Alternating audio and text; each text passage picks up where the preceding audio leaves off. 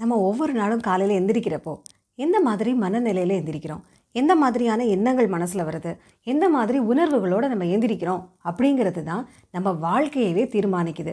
வாழ்க்கையில் நம்மளுக்கு என்னென்னலாம் நம்ம கிடைக்கணும் அப்படின்னு நம்ம நினைக்கிறோமோ அதை எல்லாமே தீர்மானிக்கிறது எது அப்படின்னு சொன்னால் நம்ம காலையில் எந்திரிக்கிறப்போ நம்மளுடைய மன உணர்வுகளும் நம்முடைய மனசில் வர்ற எண்ணங்களும் தான்.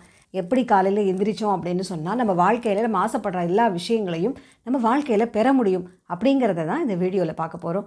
நான் Jayashree, I am a life coach மற்றும் ho'oponopono healer and welcome to my channel mind miracle. நம்மளுடைய சேனல் இது வரைக்கும் சப்ஸ்கிரைப் பண்ணாதவங்க சப்ஸ்கிரைப் பண்ணிக்கோங்க. அப்போ தான் என்னுடைய வீடியோஸை தொடர்ச்சியாக பார்க்க முடியும். ஏன்னா நிறைய பேர் ரொம்ப சப்ஸ்கிரைப் பண்ணாமையே பார்த்துட்ருக்கீங்க. அப்படின்னா என்னோடய வீடியோஸை கண்டினியூஸாக உங்களால் பார்க்க முடியாது. அதனால் சப்ஸ்கிரைப் பண்ணிவிட்டு நோட்டிஃபிகேஷன் பெல்லை ஆன் பண்ணிக்கிட்டீங்க அப்படின்னா என்னோடய வீடியோஸை உங்களால் தொடர்ச்சியாக பார்க்க முடியும். ஓகே, சரி, காலையில் எந்திரிக்கிறப்போ என்ன மாதிரியான எண்ணங்கள் வருது, எந்த மாதிரியான உணர்வுகள் வருது அப்படிங்கிறத ஃபஸ்ட்டு கவனிக்கலாம். காலையில் எந்திரிக்கிறப்பயே அச்சோ இன்றைக்கி இவ்வளோ வேலை இருக்கா, இதெல்லாம் செய்யணுமா, கண்டிப்பாக இதை நம்மளால் செய்ய முடியுமா அப்படிங்கிற மாதிரி எந்திரிக்கிறோமா, இல்லை கண்டிப்பாக இன்றைக்கி பல வேலைகள் இருக்குது, எல்லாத்தையும் நம்மளால் சக்ஸஸ்ஃபுல்லாக பண்ண முடியும், எப்படி அதெல்லாம் சக்ஸஸ்ஃபுல்லாக பண்ணுறது அப்படின்னு ஒரு எனர்ஜியோடையும் எந்தூசியாஸ்டிக்கோடையும் ஒரு ஆர்வமாக நம்ம எந்திரிக்கிறோமா. ஸோ காலையில் எந்திரிக்கிறப்போ எந்த மாதிரி நம்ம எந்திரிக்கிறோம்? எக்ஸைட்டடாக எந்திரிக்கிறோமா, இல்லை ரொம்ப டல்லாக நேற்றும் இப்படி தான் இருந்தது இன்றைக்கி எப்படி இருக்க போதோ தெரியல அப்படிங்கிற மாதிரி ஒரு டல்லாக எந்திரிக்கிறோமா? ஸோ இதுதான் மிக முக்கியமான விஷயம். இந்த நாளை எதிர்கொள்கிறதுக்கு நம்ம எந்த மாதிரி மனோநிலையில் எந்திரிக்கிறோம், எந்த மாதிரி உணர்வுகளோடு எந்திரிக்கிறோம்? சந்தோஷமாக ஒரு எதிர்பார்ப்போடு எந்திரிக்கிறோமா, இல்லை வருத்தத்தோடு நேற்று இருந்த மாதிரி தான் இன்றைக்கி இருக்க போகுது, இன்றைக்கி என்ன புதுசாக நம்மளுக்கு மாற்றம் வந்துட போகுது, என்ன புதுசாக அதிசயம் தான் நடந்துட போகுது அப்படின்னு ஒரு வெறுப்பாக ஒரு ஃப்ரஸ்ட்ரேட்டடாக நம்ம எந்திரிக்கிறோமா? அதுதான் நம்ம வாழ்க்கையோட சக்ஸஸை தீர்மானிக்கிற மிக முக்கியமான ஒரு விஷயம். ஏன் அப்படின்னா காலையில் எந்திரிக்கிற அந்த ஃபஸ்ட்டு 1 ஹவரில் இருக்கிற அந்த உணர்வுகளும் எண்ணங்களும் தான் நம்ம என்டையர் டேவோட ஃபியூவல். எப்படி நம்மளோட வண்டிக்கு பெட்ரோல் டீசல்லாம் போடுறோமோ அந்த மாதிரி அந்த ஒரு நாளை நம்ம எனர்ஜியாக வச்சுக்கிறதுக்கு, எனர்ஜெட்டிக்காக எல்லா விஷயங்களையும் நம்ம செய்கிறதுக்கான ஒரு ஃபியூவல் எது அப்படின்னு சொன்னால் நம்ம காலையில் எந்திரிக்கிறப்போ இருக்கிற எண்ணங்களும் உணர்வுகளும் தான். ஸோ கண்டிப்பாக இந்த நாள் மிக நல்ல நாளாக இருக்கும். எனக்கு தேவையான எல்லா வாய்ப்புகளும் எனக்கு கிடைக்கும்.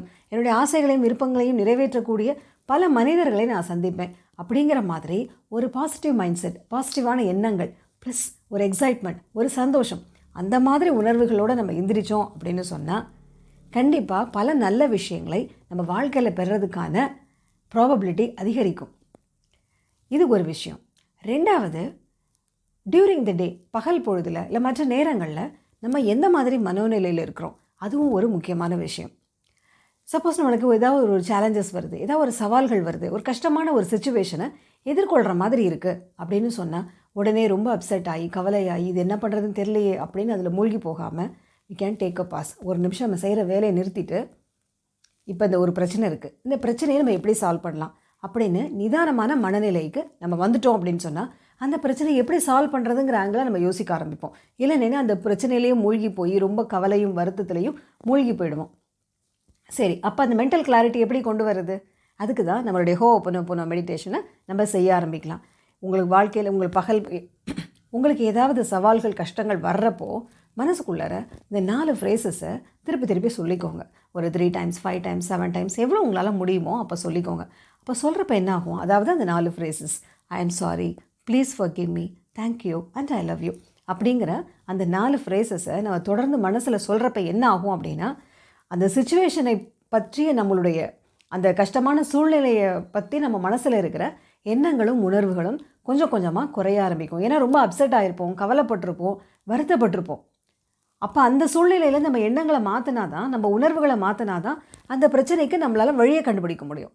ஸோ அதுக்காக தான் இந்த 4 ஃப்ரேசஸை தொடர்ந்து சொல்கிறது.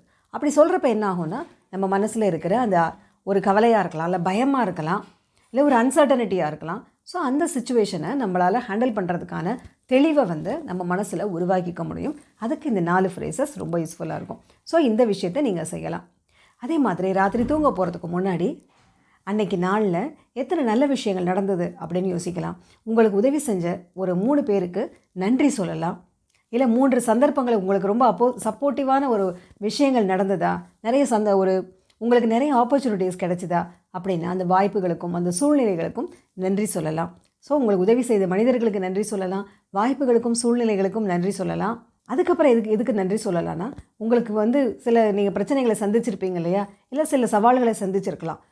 அந்த சேலஞ்சஸ், அந்த ஒரு கஷ்டமான மொமெண்ட்ஸ், அதுக்கும் நீங்கள் தேங்க்ஸ் சொல்லலாம். எதுக்கு தேங்க்ஸ் சொல்ல? கஷ்டத்துக்கு யாராவது தேங்க்ஸ் சொல்லுவாங்களா அப்படின்னா, அந்த கஷ்டமான சூழ்நிலையில் நம்மளுக்கு என்ன செய்கிறதுங்கிற ஒரு கிளாரிட்டி நம்மளுக்கு கிடச்சிருக்கும். அது ஒரு எக்ஸ்பீரியன்ஸாக நம்ம மனசில் ரெஜிஸ்டர் ஆகிருக்கும். ஸோ இன் ஃப்யூச்சர் ஏதாவது ஒரு சுச்சுவேஷன் இந்த மாதிரி நம்ம ஃபேஸ் பண்ணுறப்போ, இன்றைக்கி கற்றுக்கிட்ட பாடம் வந்து அன்றைக்கி யூஸ்ஃபுல்லாக இருக்கும். ஸோ நம்முடைய கஷ்டங்கள் ஒரு பாடத்தை கொடுத்துருக்கு. ஸோ அதுக்கும் நம்ம தேங்க்ஸ் சொல்லலாம். ஸோ இந்த 3 விஷயங்களுக்கு நம்ம நன்றி சொல்லிவிட்டு நம்ம தூங்க போகலாம். அப்போ என்ன ஆகும் அப்படின்னா, நம்ம நன்றி சொல்கிறப்போ நம்ம மனசு லேசாகும், ஸ்ட்ரெஸ் இருந்தால் ரிலீஸ் ஆகும், கொஞ்சம் நிம்மதியான ஒரு சந்தோஷமான மனநிலையில் நம்ம தூங்க ஆரம்பிப்போம்.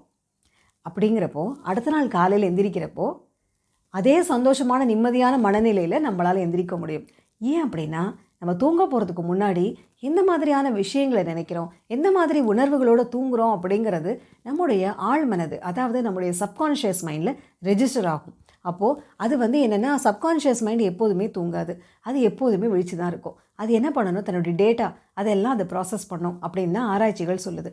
அப்போது அடுத்த நாள் காலையில் எந்திரிக்கிறப்போ இதே மாதிரியான சந்தோஷமான நிம்மதியான சூழ்நிலையில், மனநிலையில் உங்களால் எந்திரிக்க முடியும். அதுக்காக இது ஒரு சைக்கிள் மாதிரி.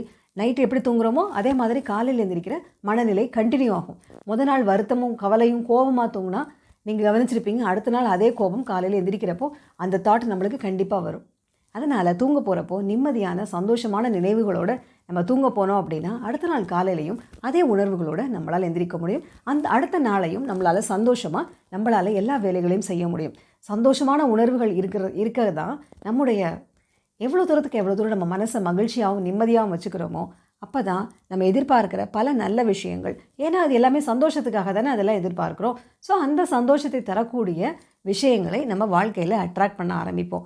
ஏன்னா லா ஆஃப் அட்ராக்ஷன் என்ன சொல்லுது, எந்த மாதிரி உணர்வுகளோட மோஸ்ட் ஆஃப் த டைம் இருக்கோமோ அப்போ தான் நம்ம அந்த விஷயங்களை வாழ்க்கையில் பெற முடியும் அப்படின்னு தானே லா ஆஃப் அட்ராக்ஷன் சொல்லுது.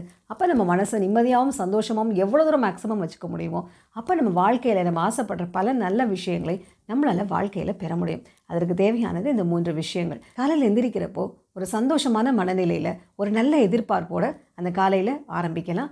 பகல் பொழுதில் எந்த சவால்கள் வந்தாலும், எந்த சேலஞ்சஸ் நம்ம ஃபேஸ் பண்ணாலும் அதுக்கு ஹோப்பனோபோனோ மெடிடேஷன் சொல்லிவிட்டு மனசை ரிலாக்ஸ் பண்ணிவிட்டு அந்த பிரச்சனைக்கு நம்மளால் வழியை கண்டுபிடிக்க முடியும்.